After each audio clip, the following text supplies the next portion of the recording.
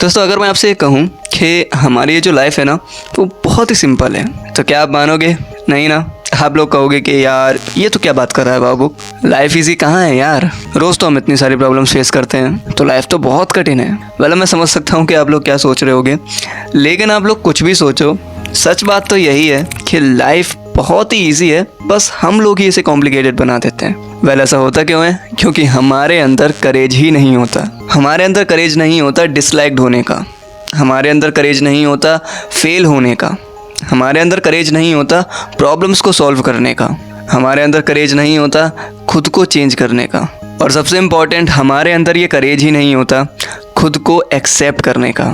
तो जब हमारे पास इन चीज़ों को करने का करेज ही नहीं है तो हाँ, यू आर राइट, लाइफ बिल्कुल भी ईजी नहीं है, इवन बहुत ही डिफ़िकल्ट है। क्योंकि देखो ना, कोई हमसे कुछ कह देता है हम दुखी होकर बैठ जाते हैं, क्योंकि हमें करेज ही नहीं है डिसलाइक होने का। अगर हम किसी चीज़ में फेल हो जाते हैं तो डिप्रेशन में चले जाते हैं, कुछ लोग तो दुनिया से ही चले जाते हैं। क्यों?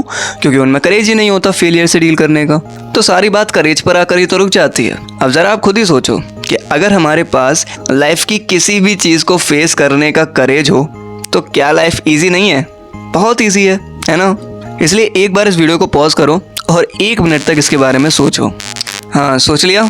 तो कैसा फील हुआ? समझ में आया कुछ? ये समझ में आया ना कि लाइफ कितनी इजी है अगर हमारे पास करेज हो तो आप ये सोच रहे होगे कि चलो ये बात तो हमें समझ में आ गई वाओ बुक, कि हमारे पास करेज होना चाहिए लाइफ की हर चीज़ को फेस करने का, तभी ये लाइफ इजी बनेगी, है ना?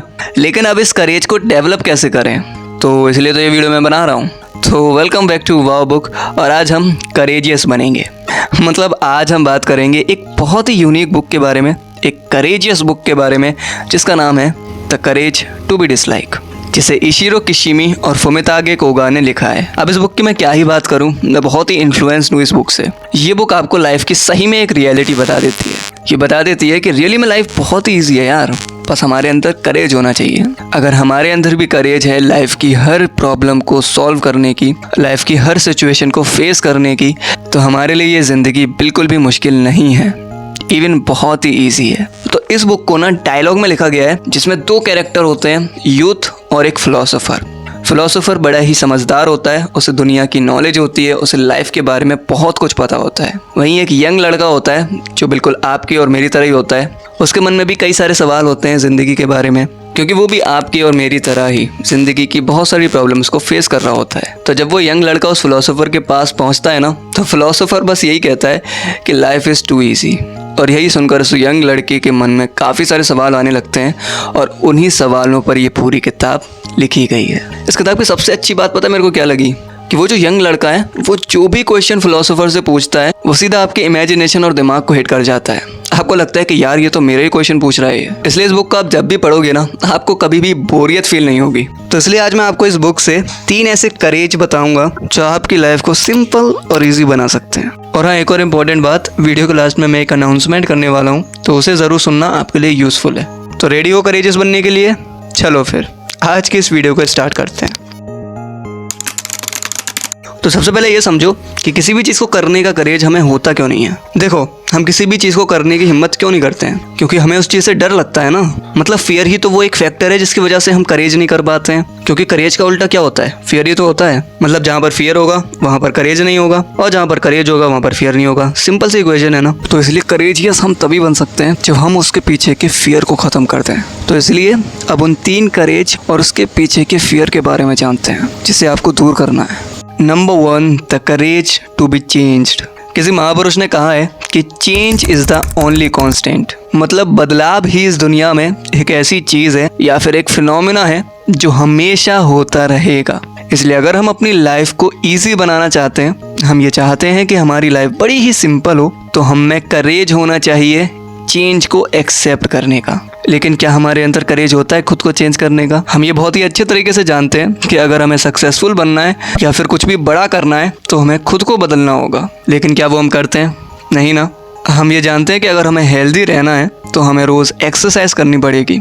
लेकिन क्या हम करते हैं? नहीं ना। हम ये जानते हैं कि इस टेक्नोलॉजी के दौर में जहाँ पर हर रोज़ हम कुछ नई नई चीज़ें इन्वेंट होते हुए देख पा रहे हैं, वहाँ हमें भी ये सब चीज़ें सीखने की ज़रूरत है। लेकिन क्या हम वो कर रहे हैं? नहीं कर रहे। क्यों? क्योंकि हमें खुद को बदलने का करेज ही नहीं है। तो जैसा कि हमें पता है कि किसी भी काम को ना करने के पीछे एक फियर छुपा होता है, और खुद को बदलने के पीछे भी एक बहुत ही बड़ा फियर है जिसे हम कंफर्ट जोन कहते हैं। क्योंकि हमें खुद को बदलने में, कुछ सीखने में, कुछ नया करने में मेहनत लगती है ना, तो हम उस मेहनत को क्यों करें? हमें वो मेहनत करने का करेज नहीं है, हमें अपने उस कंफर्ट जोन से बाहर निकलने का करेज बिल्कुल नहीं है। तो जब हमारे अंदर चेंज होने का करेज ही नहीं है, तो हमारे लिए ये लाइफ हमेशा मुश्किल ही होने वाली है। आप अभी जिस परिस्थिति में हो, कैसे बाहर निकलोगे उससे? कुछ नया करके ही तो निकलोगे, अपने आप को चेंज करके ही तो निकलोगे। और उसके लिए हमें क्या चाहिए? करेज, हिम्मत चाहिए। और हमारी इसी हिम्मत को हमारा कंफर्ट जोन रोकता है। अब देखो दोस्तों, ये जो टेक्नोलॉजी का दौर आजकल चल रहा है ना, जहाँ पर आने वाले समय में कई सारी नई चीजें आएंगी और ये दुनिया पूरी तरह से आप बोल सकते हो बदल जाएगी। और उस समय में बस वो लोग ही सरवाइव कर पाएंगे या अपनी लाइफ को अच्छे से जी पाएंगे जो लोग चेंज को एक्सेप्ट कर लेंगे और उसी के अकॉर्डिंग काम करेंगे। और जो लोग ऐसा नहीं करेंगे ना, उनके पास बस यही लाइन रहेगी कि लाइफ बहुत ही मुश्किल है। देखो, लाइफ को इजी बनाने का कोई शॉर्टकट ट्रिक नहीं होती है, मेहनत आपको ही करनी पड़ेगी। लेकिन कुछ लोगों को वो मेहनत करने की करेज नहीं होती है क्योंकि वो कंफर्ट जोन में फंसे हुए हैं। लेकिन आपको ऐसा बिल्कुल नहीं करना है। अगर आप रियली में अपनी लाइफ को इजी बनाना चाहते हो, अपनी लाइफ में कुछ भी हासिल करना चाहते हो, तो आपको आज से ही खुद को बदलना पड़ेगा। तो इसलिए अपने इस कंफर्ट जोन के फियर को तोड़ो और करेजियस बनो। Number 2, the courage to be disliked. अब देखो दोस्तों, हम ह्यूमंस के अंदर ना एक टेंडेंसी होती है कि हम लोग ना खुद को दूसरों से सुपीरियर दिखाना चाहते हैं। हम ये चाहते हैं कि हर कोई बस हमें पसंद करे, कोई भी हमें डिसलाइक ना करे। और अपनी इसी टेंडेंसी को बनाए रखने के लिए हम पूरी ज़िंदगी बस दूसरों को खुश करने में लगे रहते हैं। हम ये चाहते हैं कि हर कोई हमसे खुश रहे, कोई भी हमसे बुरा ना माने। और इसे अचीव करने के लिए हम बस पूरी ज़िंदगी दूसरों के पीछे ही लगे रहते हैं, उन्हें खुशी करते रहते हैं। लेकिन सच बात तो यही है दोस्तों कि आप इस दुनिया में कितना भी अच्छा काम कर लो, किसी को भी खुश करते रहो, कोई ना कोई तो आपको डिसलाइक ज़रूर करेगा। इसे आप यूनिवर्सल लॉ भी कह सकते हो।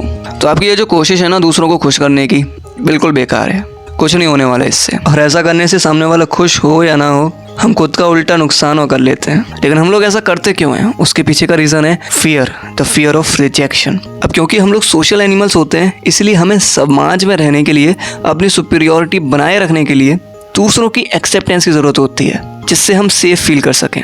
इसलिए हम जो भी काम करते हैं वो सामने वाले को जहन में रखते हुए करते हैं कि कहीं वो हमें रिजेक्ट ना कर दे। और इसी डर के मारे हम कुछ भी अपने लिए नहीं करते बल्कि दूसरों के लिए करते रहते हैं। ऐसा हम करते क्यों हैं? क्योंकि हमारे अंदर करेज ही नहीं होता डिसलाइक होने का। तो इससे होता ये है कि हमारी वो जो फ्रीडम है ना, वो छिन जाती है। हम कोई भी काम फ्री होकर नहीं कर पाते हैं। हमें लगता है कि हम फ्री हैं, लेकिन हम फ्री नहीं हैं। हम दूसरों के ओपिनियन, सजेशंस में घिरे हुए हैं, हम दूसरों के अकॉर्डिंग चलने में घिरे हुए हैं। तो जब हमारे पास ये फ्रीडम ही नहीं होगी तो कभी भी हमारी लाइफ इजी बिल्कुल नहीं होने वाली। तो इसीलिए यार, इस फियर ऑफ रिजेक्शन को दूर करो और करेजियस बनो। इसके बारे में और अच्छे से समझते हैं अगले पॉइंट में। Number 3, courage to be accept yourself. क्या कभी आपने खुद को डीपली ऑब्जर्व किया है? नहीं किया ना, तभी तो आप खुद को एक्सेप्ट नहीं कर पाते हो, क्योंकि आप खुद को अच्छे से जानते ही नहीं हो। और जब हम खुद को ही नहीं जानते तो हम दूसरों की तरह बनने की कोशिश करने लगते हैं। मैंने अपनी पिछली वीडियो में बताया था ना कि कैसे हम लोग इस दुनिया को दूसरों की नज़रों से देखते हैं। मतलब हमारे जो थॉट्स हैं, हमारे जो विचार हैं, हम उससे इस दुनिया को नहीं देख रहे हैं, दूसरों के हिसाब से इस दुनिया को देख रहे हैं और उनके अकॉर्डिंग ही अपने एक्शन ले रहे हैं। जिससे होता यह है कि हमारी जो खुद की आइडेंटिटी है वो क्या है, ये हम कभी नहीं देख पाते। अब देखो दोस्तों, हम सभी के पास ना अपनी अपनी क्वालिटीज़ होती हैं, अपने खुद के थॉट्स होते हैं और यही काइंड ऑफ हमारी आइडेंटिटी भी होती है। लेकिन हमारे अंदर अपनी ये ट्रू आइडेंटिटी को दुनिया के सामने लाने का करेज ही नहीं होता। वेल, ऐसा क्यों? क्योंकि इस करेज के पीछे छुपा हुआ होता है फियर ऑफ क्रिटिसिज्म। हम ना डरते हैं अपनी आइडेंटिटी को दुनिया के सामने लाने में, क्योंकि हम ये सोचते हैं कि यार मेरे जो थॉट्स हैं वो सही भी हैं या नहीं, कहीं गलत तो नहीं है, या कहीं लोग मेरे पर हंसेंगे तो नहीं कि यार तू ऐसा सोचता है। फॉर एग्जाम्पल, ऐसा हमारे साथ कई बार हुआ है क्लासरूम में कि हमारे मन में एक डाउट आ रहा है या फिर एक क्वेश्चन आ रहा है जो हम पूछना तो चाहते हैं लेकिन पूछते नहीं हैं। बेशक वो सवाल आपका जेन्युइन हो, इवन बहुत अच्छा हो, लेकिन डर के मारे हम उसे अंदर ही अंदर पी जाते हैं। क्यों? क्योंकि हमें डर लगता है कि यार मैं कहीं इजी सा क्वेश्चन तो नहीं पूछ रहा हूँ जिससे मेरी बेइज्जती हो जाएगी कि यार इसे इतना भी नहीं आता। वो 1 सेकंड की होती है सारी बात, 1 सेकंड में ही हमारे अंदर इतने सारे सवाल आने लगते हैं और हम उसी में उलझे रहते हैं और कभी क्वेश्चन पूछते ही नहीं। मतलब हम अपने लिए कुछ नहीं कर पाते हैं दूसरों के चक्कर में। क्यों? क्योंकि हमें करेज ही नहीं होता खुद को एक्सेप्ट करने का, खुद के थॉट्स, खुद के क्वेश्चंस, खुद के आइडियाज़ को एक्सेप्ट करने का। और जैसा कि हम पहले बात कर चुके हैं कि आप इस दुनिया में कुछ भी नई चीज़ करने जाओगे ना तो लोग आप पर हंसेंगे ही, और ये हंसने वाले लोग वही होते हैं जिन्होंने खुद कुछ नहीं किया होता है। क्योंकि जब आप कुछ नया ट्राई करते हो ना जो औरों की सोच से अलग होता है तो वो लोग इनसिक्योर फील करने लगते हैं। वो लोग ये सोचते हैं कि यार ये तो ऊपर उठ रहा है, इसे नीचे गिराना पड़ेगा, इसीलिए वो आपके ऊपर हंसते हैं। आपने ये लाइन तो बहुत बार सुनी होगी कि जिस पर जग हंसा है उसने ही इतिहास रचा है ना। और ये लाइन बहुत ही वैलिड है, इसमें कुछ गलत नहीं है। जब एलोन मस्क ने ये कहा था कि हम रीयूजेबल रॉकेट्स बना सकते हैं तो कौन नहीं हंसा था उस पर, लेकिन जब उसने वो करके दिखा दिया तो सब उसकी तारीफ करने लगे। ऐसे ही हमारे इसरो के साथ भी है। चंद्रयान 3 से पहले कौन नहीं हंस रहा था उस पर, सब यही कह रहे थे कि यार इतने कम बजट में हम कैसे चांद पर पहुंच सकते हैं, but we have created history, और आज सब इसरो की तारीफ कर रहे हैं। तो इसलिए दोस्तों आपके जो भी आइडियाज़ हैं, जो भी क्वेश्चंस हैं, जो भी आपके मन में हैं वो एक्सप्रेस करो, दुनिया को बताओ। क्योंकि ऐसे लाखों लोग हैं जिनके दिमाग में बहुत ही अच्छे अच्छे आइडियाज़ आए हैं, नए नए आइडियाज़ आए हैं जो बहुत ही यूज़फुल हो सकते थे, लेकिन उन्होंने इसी क्रिटिसाइज़ के डर के मारे कभी भी अपने आइडियाज़ शेयर ही नहीं करे, जिसकी वजह से उनके वो जो आइडियाज़ थे वो यूज़लेस हो गए। तो यार आप जो भी करो दिल से करो, खुद के अकॉर्डिंग करो, दूसरों के अकॉर्डिंग नहीं। दूसरा कुछ भी बोलता रहे बाढ़ में जान दो। और सबसे इंपॉर्टेंट अपने आइडियाज़ को एक्सेप्ट करो। ये मत सोचो कि यार मेरा आइडिया कहीं गंदा तो नहीं है या फिर बेकार तो नहीं है। तो इसीलिए इस क्रिटिसिज्म के डर को भगाओ और करेजियस बनो। तो चलो फिर यार मिलकर करेजियस बनते हैं। आप भी करेज दिखाओ, मैं भी करेज दिखाता हूँ। तो अगर आपने यहाँ तक इस वीडियो को देख लिया है तो आपको ये वीडियो अच्छी लगी होगी, तो इसीलिए अब एक अनाउंसमेंट और सुन लो। अब वाव बुक का एक व्हाट्सअप चैनल भी है जहाँ पर मैं अपनी वीडियो से रिलेटेड सारे अपडेट्स शेयर करूँगा। बुक रिकमेंडेशंस और कौन सी किताबें मैं पढ़ता हूँ वो भी बताऊँगा। और सबसे इम्पॉर्टेंट, बुक से हटके मैं अपने खुद के थॉट्स भी शेयर करूँगा। और हाँ, जो भी आपके क्वेश्चंस हैं जिसे वीडियोस में बताना इम्पॉसिबल होता है, उन क्वेश्चंस के आंसर मैं अपने व्हाट्सअप चैनल पर दूंगा। तो इसीलिए देख क्या रहे हो, ज्वाइन करो अभी, लिंक आपको डिस्क्रिप्शन में मिल जाएगा। तो अगर आपको ये वीडियो अच्छी लगी हो तो प्लीज़ इस चैनल को सब्सक्राइब कर ही जाना, क्योंकि मैं आपके लिए ऐसे ही बुक्स की अच्छी अच्छी बातें लाता रहता हूँ और आपको इंस्पायर करता रहता हूँ। तो चलो फिर मैं मिलता हूँ आपसे अगली वीडियो में। तब तक के लिए keep reading, keep growing. Thanks for watching. जय हिंद।